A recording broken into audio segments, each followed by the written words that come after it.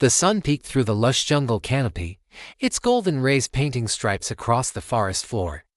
A cacophony of slurping and crunching broke the morning calm. Teenage Simba, all gangly legs and a half-grown mane, sat cross-legged between Timon and Pumbaa. Before them lay a leaf piled high with the jungle's finest grubs.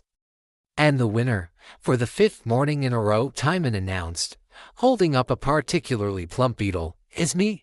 Simba let out a loud burp, followed by a hiccup. No fair, you got a head start while I was stretching. Pumbaa, with a satisfied grin, patted his round belly. It's not about speed, kid. It's about savoring the flavor. This one had a lovely nutty aftertaste. They all fell back, laughing, their bellies full. So, what's the plan for today, boys? Timon asked, shielding his eyes from the sun. I was thinking a nice long soak in the hot springs, followed by an afternoon nap in the shade. Sounds perfect, Simba sighed contentedly. No worries, no responsibilities. Hakuna Matata. They all cheered in unison. The air was thick with contentment and the sweet smell of jungle flowers. This was their paradise, a world away from any troubles, where the biggest challenge was deciding which bug to eat next. Life was simple, and for Simba, it was exactly what he wanted. He stretched out, ready for a lazy day, not a single thought of his past or future crossing his mind. The jungle was his home, and these two were his family. What more could he possibly need? Just as they were about to drift into a pre-nap doze, a frantic squawk ripped through the air. A blur of blue and orange feathers crash-landed in a heap just a few feet away, sending a cloud of dust and leaves into the air. Timon shot up. Hey! Watch the fur. We just groomed.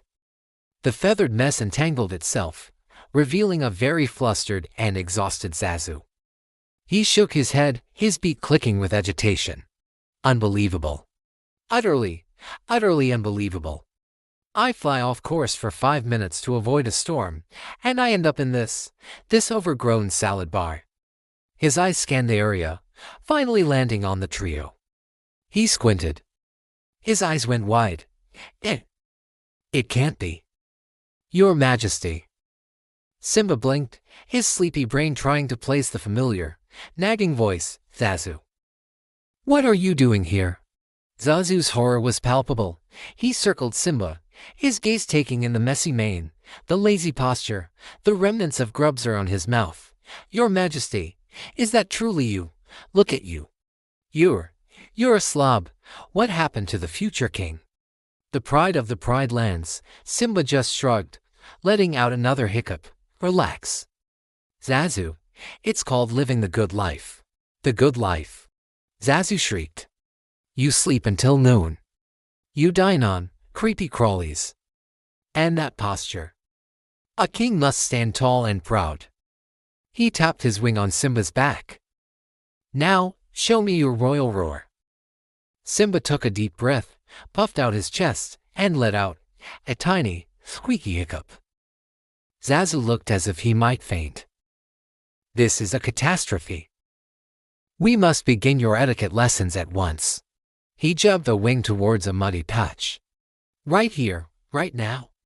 We shall start with the formal royal bow. Feet together, back straight, and lower your head with dignity. Simba glanced at Timon and Pumbaa, who were trying their best to stifle their laughter. A royal bow in the mud. This was going to be a long day.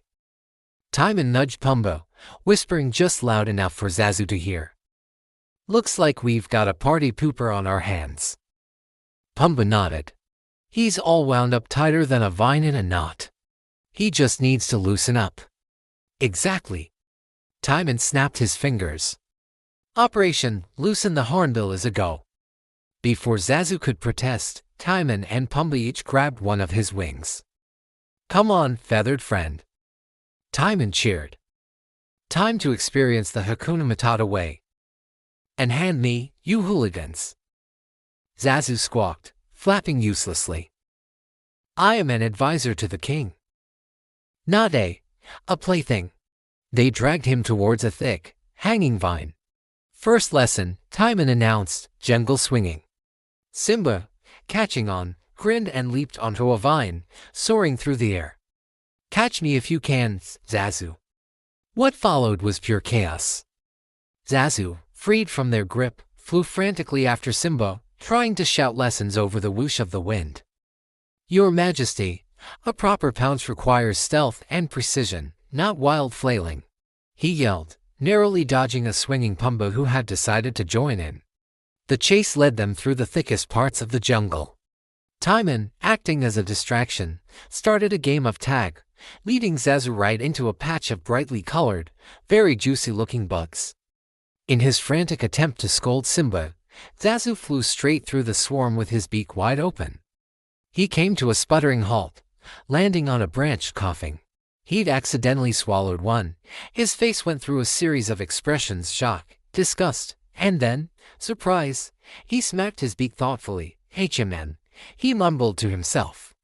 Looking at the bug residue on his wing, slimy, yet satisfying, Timon and Pumbaa high-fived. Operation Loosen the Hornbill was a success. The sun began to set, casting long shadows across the jungle. The chaotic energy of the day finally settled. Zazu, for the first time, looked relaxed. He sat on a log, preening a feather that had been ruffled during the chase. "All right," he conceded with a sigh. "I will admit, that particular grub was not entirely unpleasant." Simba, Timon, and Pumbaa flopped onto the grass beside him, exhausted but happy. For a moment, there was a peaceful silence as the first stars began to appear in the twilight sky. Then, Zazu cleared his throat, his official demeanor returning, though slightly softer than before. However, he said, looking at Simba sternly, "My duty remains. But I will make you a deal. I will not reveal your location to anyone." Simba sat up, surprised. "Really?" "On one condition," Zazu added, tapping his wing for emphasis. "You must promise me you will practice your pouncing every single day. A king must be ready. You never know when you'll be needed." Simba thought for a moment, then a slow smile spread across his face. "Okay, Zazu. It's a deal." With a final, dignified nod, Zazu took flight, disappearing into the darkening sky. The trio lay on their backs, gazing up at the glittering stars. "You know," Pumbaa said thoughtfully, "for a feathered umbrella, he's not so bad after all." Timon chuckled. "Yeah, but if he tries to make us bow in the mud again, I'm hiding his favorite crackers." Simba laughed, feeling a warmth that had nothing to do with the jungle air. Maybe a little bit of responsibility wasn't so bad. But for now, he was happy right where he was, under the stars, with his two best friends. And maybe, just maybe, he'd try that pouncing practice tomorrow.